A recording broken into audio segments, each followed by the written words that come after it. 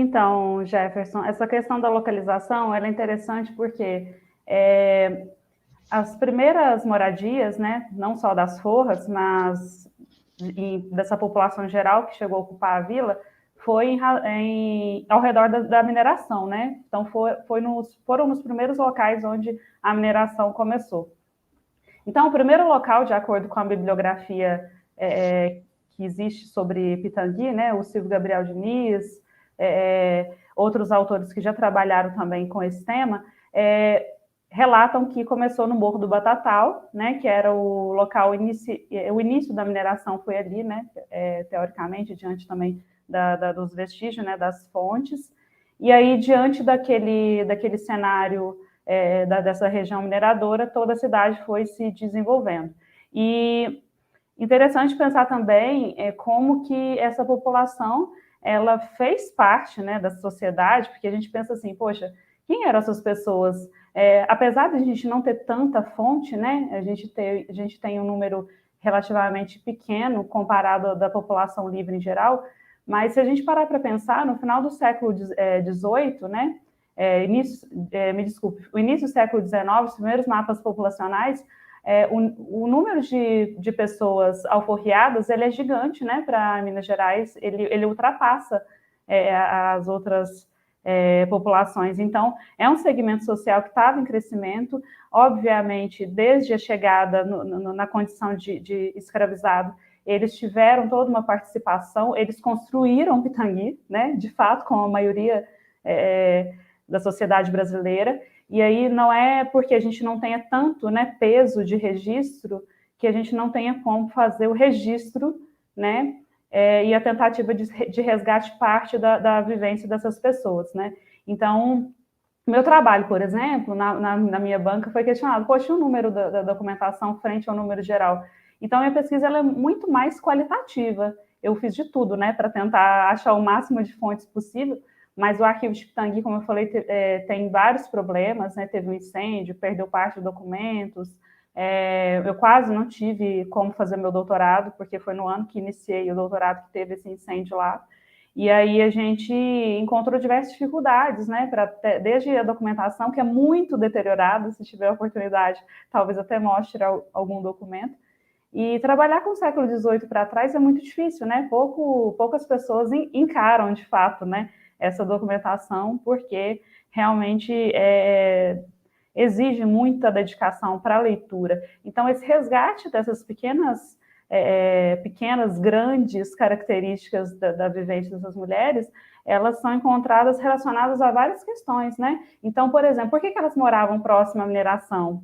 Né? Porque elas trabalhavam ali próxima, né? Elas mantiveram relações ali, elas tinham escravos depois que elas conseguiram a alforria, que elas empregavam também na mineração.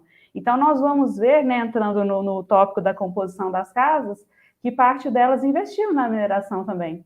Ah, mas é um momento de decadência aurífera, né, Carolina? Então, nós não estamos falando no auge da mineração na primeira metade do 18, mas essa mineração, apesar de não ser algo em grande medida como as outras regiões, ela permaneceu, né, através de, né, pequenos investimentos ali, e essas mulheres não deixaram nem de investir e nem de possuir esse tipo de ofício, porque elas permaneciam, né, parcialmente, uma parte delas, né, ainda exercendo os ofícios de quando eram escravizadas. Então, por exemplo, a composição das casas, eu consegui perceber que elas deixaram muito mais, às vezes, utensílios relacionados ao trabalho, por exemplo, almocafres, que é um instrumento de escavação, né, de mineração,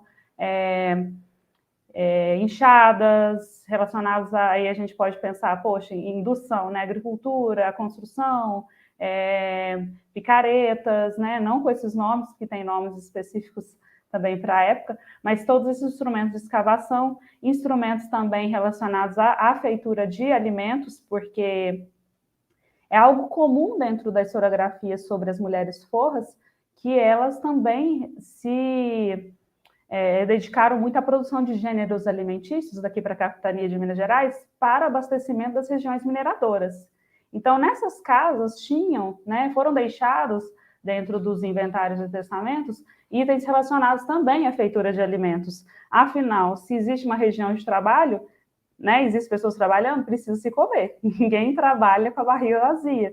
Então, essas mulheres faziam a alimentação também.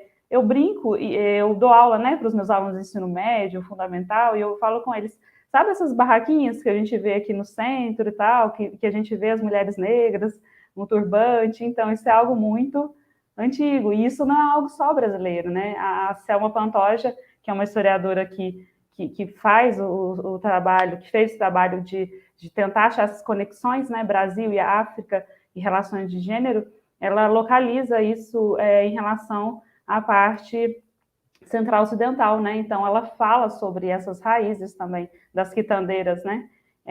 Então, na composição das casas haviam instrumentos de trabalho, existiam móveis, claro, obviamente, né?